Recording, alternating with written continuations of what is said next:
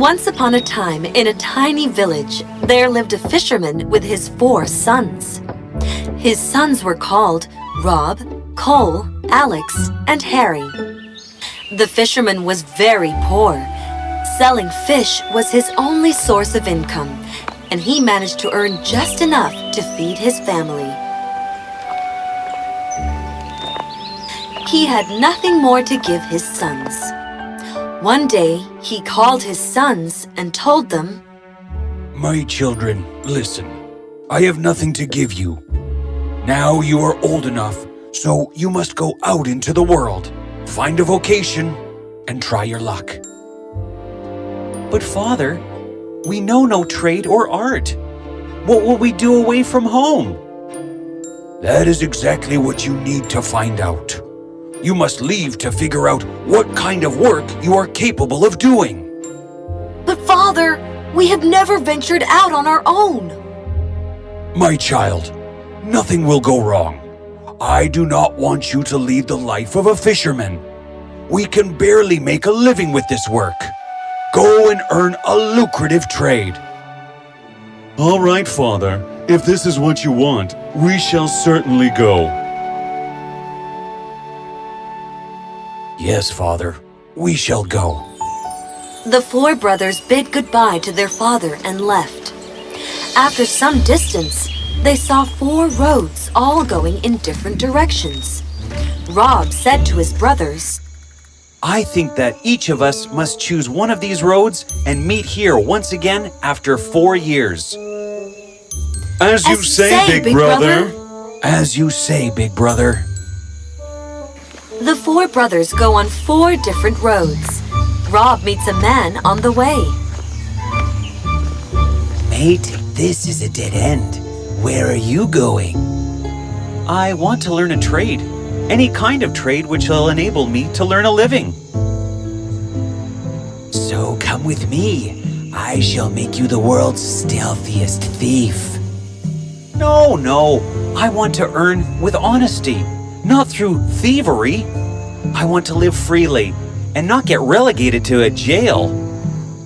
Look, mate, who is asking you to go to prison? Just learn the skill of thievery, but use it for doing good.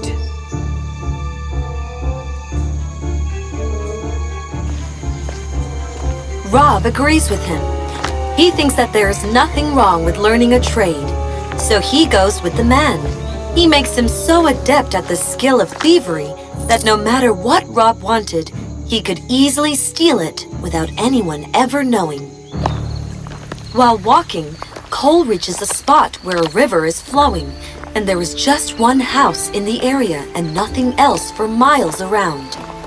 He sees one man standing near the river. He is holding a machine made of glass. Cole could not understand what it is. He goes to him. "Hey, mate, what are you doing?" With this machine, you can easily see things far in the distance. It is called a pair of binoculars. This seems to be very interesting. Will you teach me how to use this? If you want to learn, I shall certainly teach you. Cole starts living with that man. The man teaches him the skill of using the binoculars. Within a few months, Cole becomes an expert at it. You have learned well, so if you want to leave, you are free to go. Yes, a whole year has passed. Now I must leave. All right, take this pair of binoculars with you. With it, you will be able to see everything, whether on Earth or in the sky. In the meanwhile, the 3rd brother, Alex, meets a hunter. He stays with the hunter in his house and learns from him the skill of hunting. Alex, it has been many days that you have been practicing here in the field. Today, me must practice in the jungle. Let us see if you can take aim at moving objects. All right. Both of them reach the forest where the hunter shows Alex how to take aim at a running deer. The arrow hits the deer and kills it. Alex, come on now. You take aim. Alex takes an arrow and aims it at a flying bird, but the arrow misses. Alex, you still need practice. From now on, every day we shall come to the jungle to practice. As you say. Every day the hunter would bring Alex to the forest for practice. Eventually, Alex could hit targets and not miss a single aim. He had become an absolute expert in the art of hunting. Bravo, Alex! Now your aim is perfect, and you have learned every aspect of this skill. Thank you, brother. You have helped me so much. It is only because of you that I have been able to learn this. Now I wish to go back home so that I may help my father. Sure, you may leave and take this bow and arrow with you. They will be useful. The youngest brother, Harry, reaches a village where he meets a tailor. Brother, who are you? And what are you doing here? My name is Harry, and I have come to learn any kind of trade. All right. Tell me if you wish to become a tailor. I can teach you. Sure, why not? I would love to learn. Harry starts staying in the tailor's house. With all his heart, the tailor teaches Harry the art of stitching clothes. He explains to Harry the finest intricacies of the work, like how does one thread a needle? How does one hold a piece of cloth before stitching? He teaches him everything. As time goes by, Harry learns tailoring very well indeed. The tailor is very happy with Harry for his hard work and sincerity. While Harry leaves, the tailor gives him a needle and thread and tells him, I am very happy with your work. Take this needle and thread. Keep it as soft as a soft-boiled egg and as tough as steel. Then you can stitch anything, and no one will ever be able to spot the joint in whatever you stitch. The four brothers reach the same spot where they had promised to meet after 4 years. From there, they go back home together. On reaching home, they meet their father and tell him what each one of them has learnt. One day, all of them were sitting with their father under a tree outside their house, when their father said, Today, I want to see how skilled you are at the trades you have learnt. There is a nest on top of the tree. Tell me, how many eggs are in it? 5! All right, Rob. Now you get me the eggs from under the bird who is sitting atop them to hatch them. But the bird must not come to know. Rob climbed the tree, and without the bird getting to see him, he stole the eggs. He was such an expert that the bird did not even realize the eggs had disappeared from underneath it. Wow! Awesome! The fisherman kept the 4 eggs on the 4 corners of a table and said to his son Alex, Cut all 4 eggs into 2 with just 1 arrow, but the chicks inside the eggs should not be hurt.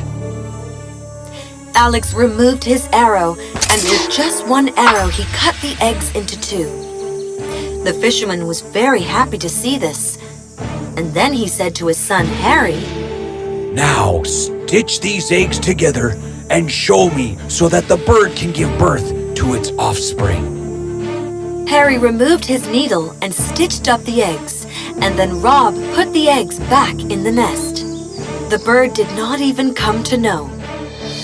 Very good, my children. All of you have learnt with all sincerity in these 4 years. I don't have any gift to give you, but I am certain that life will reward you for your hard work. After a few days, the news spread in the entire kingdom that one dragon had kidnapped the princess. The king declared that whosoever found the princess would get her hand in marriage. My sons, you have got an opportunity to show your talents. Go save the princess from the dragon. All four brothers prepared themselves and left to save the princess. Cole saw from his pair of binoculars and said, "I can see where the princess is. The dragon has hidden her on an island in the middle of the sea, and he is sitting there keeping watch." Then they went to the king and asked for a boat so that they may reach the island. The king gave them a ship, and the four of them reached the island. Cole saw through his pair of binoculars and said, "The dragon is sleeping nearby, and his head is on the princess's lap." In that case, I cannot take aim, lest the arrow hurts the princess. Wait, I shall steal the princess and bring her. You keep the boat ready. Rob stole the princess from the dragon, but when they were returning to the ship, the dragon awoke, and flying above them, he followed them. He was just about to attack when Alex killed him with his arrows. But when the dragon fell in the water, with the impact of the fall, the water became violent and the boat broke to pieces. They were all floating with the help of the various pieces. So Harry removed his needle, and taking big lengths of thread, he started stitching the boards of wood together. And soon, so many boards were stitched together that all of them could sit on them. And then they brought the princess home safely. When they went to the king said to them, All four of you decide amongst yourselves as to who shall marry the princess. When they heard this, all four brothers started fighting among themselves. "Had I not found the princess, what could you three have done? Hence, I shall marry the princess."